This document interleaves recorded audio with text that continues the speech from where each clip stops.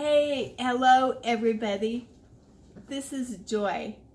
And like a few weeks ago, I was just asking the Lord, how do I stay encouraged? I believe you. I believe your promises. I believe your word. But things have gotten more difficult, and there have been a lot of years that have gone by. How do I stay encouraged in the midst of all that? When I do believe you, I do believe your word and your promises regarding healing. And you know what? I got an answer. And I found the answer in the book of Hebrews in the Bible. And it was chapter 11. And I don't recall which verse in 11. But it goes something like this.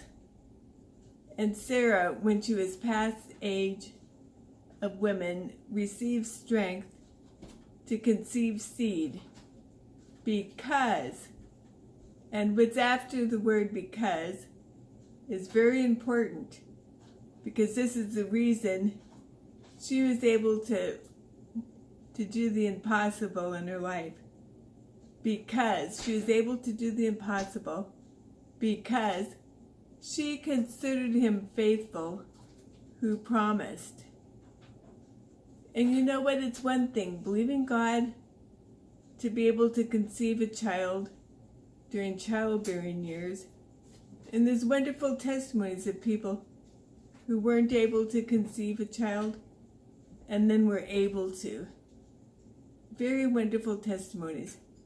But it's kind of like in a different category when you've gone through menopause and you weren't able to conceive a child during childbearing years, and then you were believing God during the time when it just seems impossible and too late.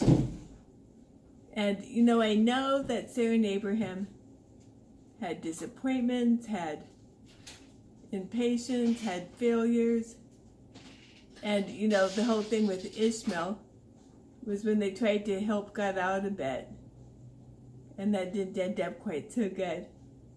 So anyhow, it's what I want to do. I want to encourage you guys that, it may seem that things have gone the wrong direction and you're believing God with all of your heart and things just aren't the way you think they should be. This is not a time to go into doubt and unbelief. For sure, it's not a time to go into self-pity.